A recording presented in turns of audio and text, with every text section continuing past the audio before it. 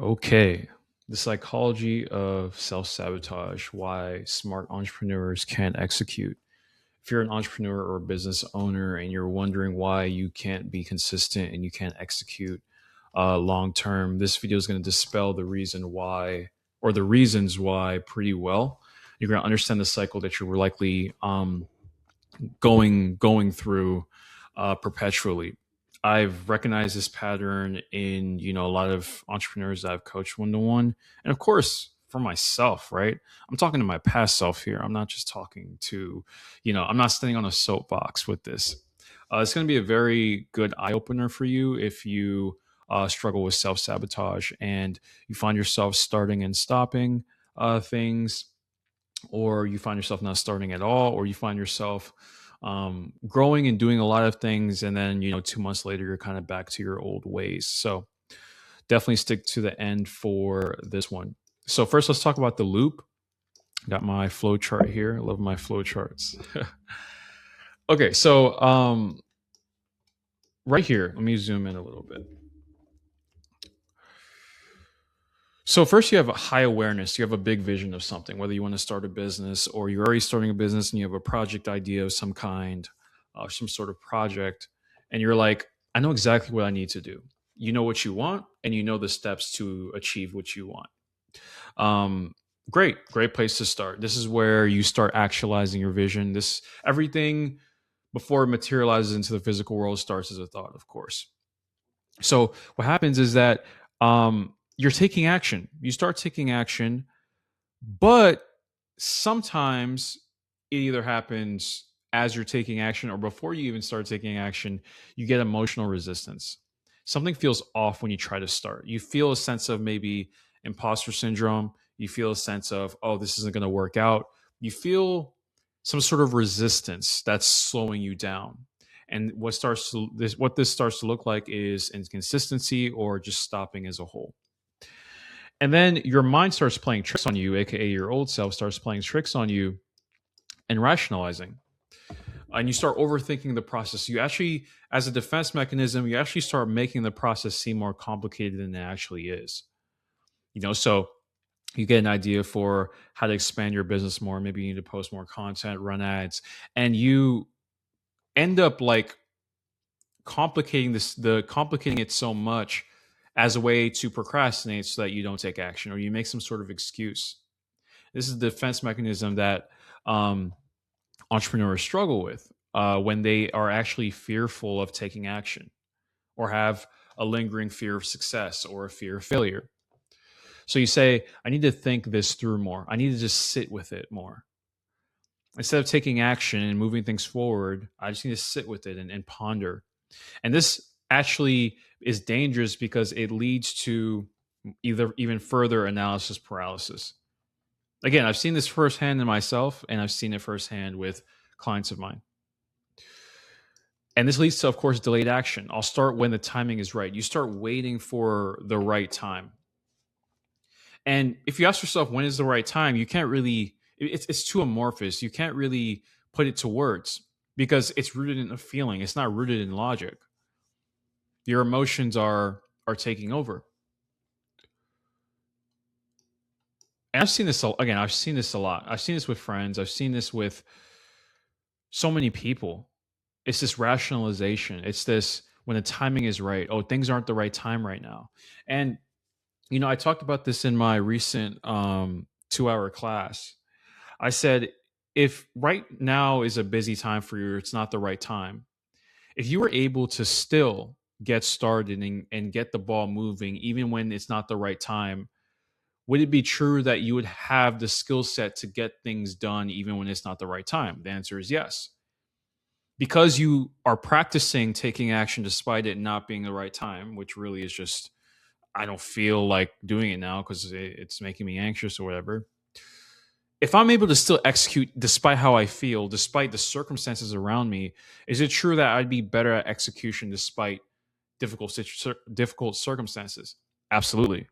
Which tells you that you're actually doing something in your favor by taking action even when it's not the right time. And again, I'm approaching this as if it's a logical argument, even though it's not. It's rooted in an emotion. Everything we do is rooted in emotion. The better you understand this, the better awareness you can have around how you self sabotage in business.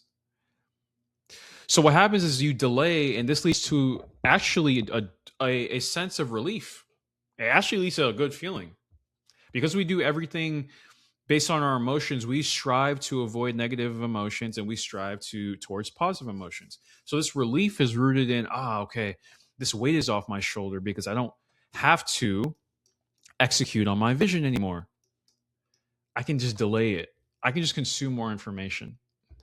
So now I feel better. And this feeling tricks you into thinking that you made the right decision just because you feel good temporarily, right? So, but what happens is that things start creeping up in your mind again. Why am I not executing right at the level that I know I can? I said I was going to start that. I said I was going. I delayed it, and I said I was going to start in a month, and then I said that like when I was supposed to start, that was 3 months ago. You know, so this reinforces this loop of I know I'm capable, but something keeps stopping me. It's to self sabotage because of, I mean, a myriad of reasons, and this is something I help my clients break down in great detail. Um, in my coaching programs because it has to be broken down. You have to get to the root of what is causing you to repeat this pattern of sabotaging, you know? So what happens is that this gets reinforced, and whenever something gets reinforced over and over and over again, it becomes an identity. It's conditioned in. So your identity, without you really knowing it unconsciously, your identity is actually I'm a dabbler. I'm someone that has a lot of interests and has a lot of goals, but I'm not someone that follows through 100%. That's literally the subconscious code underneath everything. And if you're operating off of that code, what do you think is going to happen when you get another idea on what to do? What's going to happen is you're going to start and you're going to stop because that's the identity you're operating from. Instead of operating from I'm someone that executes no matter how I feel.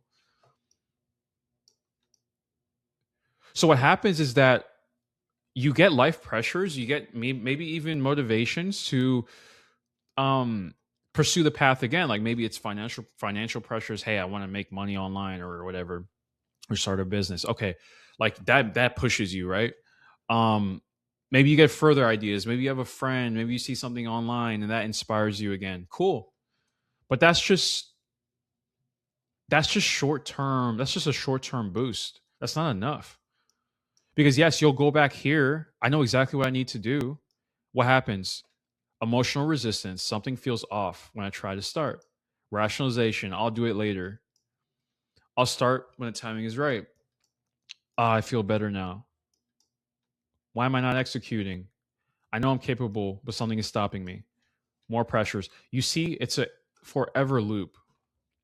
And this is why you have to be skeptical with yourself and understand when you do need help with stopping this loop, because if not, it's just going to keep going. You can know all the information in the world, but if you're still behaving in the same way, then you haven't changed. Learning is you haven't actually learned, actually, because my definition of learning is behavior change. So when people come to me and they talk about the same like life loops they've been experiencing, they cannot approach that problem from the same level of consciousness that is creating it. That's just insanity. You need new behaviors, new insights. That's what I help people with. But whether you work with me or not, you need new insights and you need new execution and new execution, not just new insights, new execution. What do I do differently? What actions do I do differently? Right. And the action and the insights are rooted in what are these patterns that are causing me to delay? Is it fear of failure? Is it fear of success? Is it fear of my relationships maybe changing? Is it fear of money? Is it fear of the unknown? Is it things in childhood? Is it the fact that in my imaginary audience, I have people that I feel like are judging me for promoting myself online or for starting a brand or for going after something creative? Is it because, is it, my family, you know, not supporting the things I want to do? Self sabotage is an identity protection system. So, what are you protecting? If you don't know what you're protecting, then how are you going to manage the self sabotage? The self sabotage is actually in conflict. It's actually going against your ideal life and the things you want to create.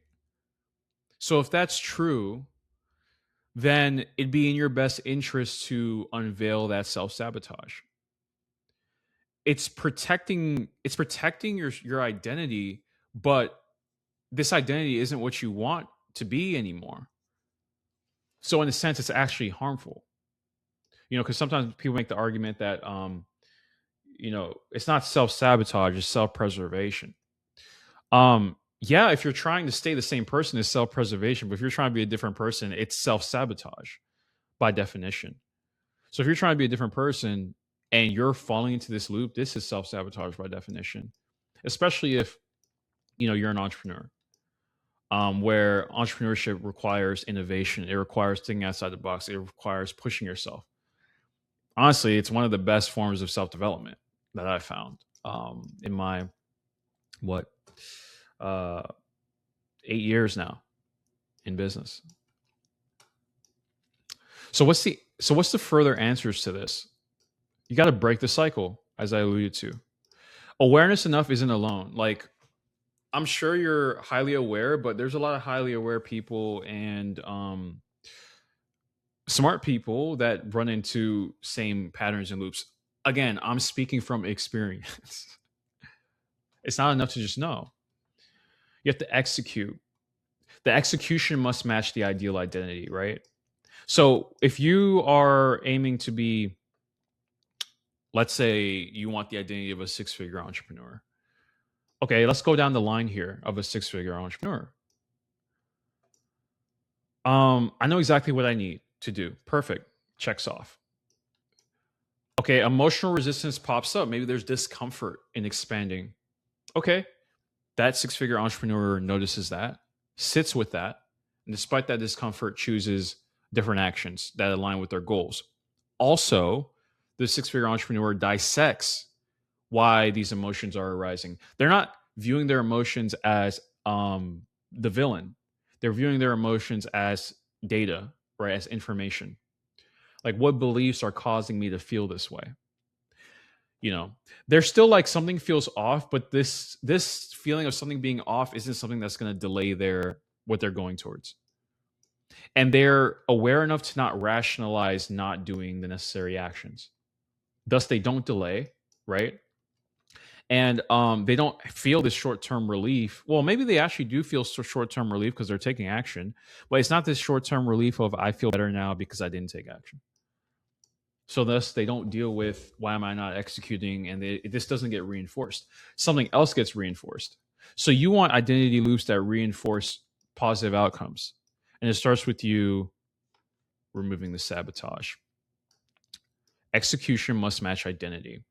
So the new internal narrative, let's say the example of this now six-figure entrepreneur thinking, I am someone who acts immediately even with uncertainty or negative emotions. And again, I've said this in my previous video. This doesn't mean that you don't take days or you don't take breaks. Like, you don't take time to, sit with emotions. It's not a grind fest. That's not what I'm talking about. I mean, just don't let your emotions control actions that need to be taken for your dreams to happen. And understand that your brain is going to acclimate. So whenever you're pushing yourself and going outside your comfort zone, there's this idea of like, there's this discomfort that arises. That's natural. It's because it's new. It's unfamiliar. But just because it's unfamiliar doesn't mean that it's not something that you need or something that's ideal for you. It's just unfamiliar. It's just a feeling. But then when your mind and body acclimates to it, your nervous system acclimates to it, it becomes the new norm. Right? So if let's say you need to start advertising your business more, like posting content and running ads.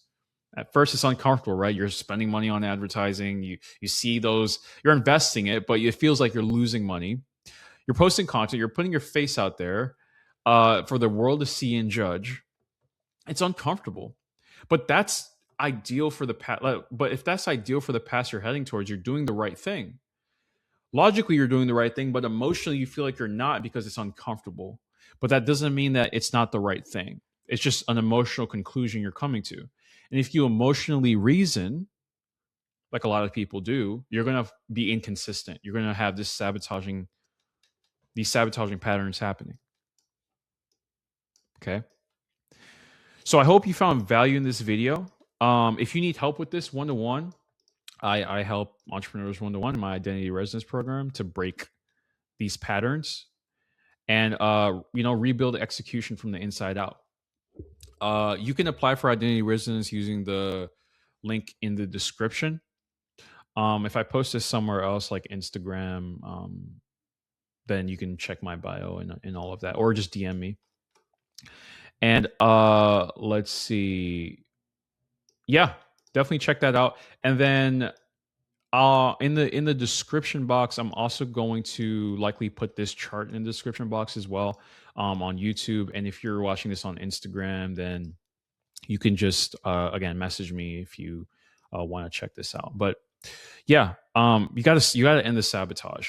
It's not helping you, and you have to. And information about sabotage isn't enough. You have to have behavior change. And even when you have the insight of why you're sabotaging, you have to have the behavior to follow up with it. And just because something is uncomfortable in the beginning doesn't mean that it's going to be uncomfortable forever. You have to remember that your mind will acclimate, right? And when you do the things I mentioned, what you'll find is that you will be a smart entrepreneur that can execute. And self-sabotage doesn't really affect you as much. Or there's newer levels of it, but you understand the pattern basically. Awesome. Great video. See you next one. Peace.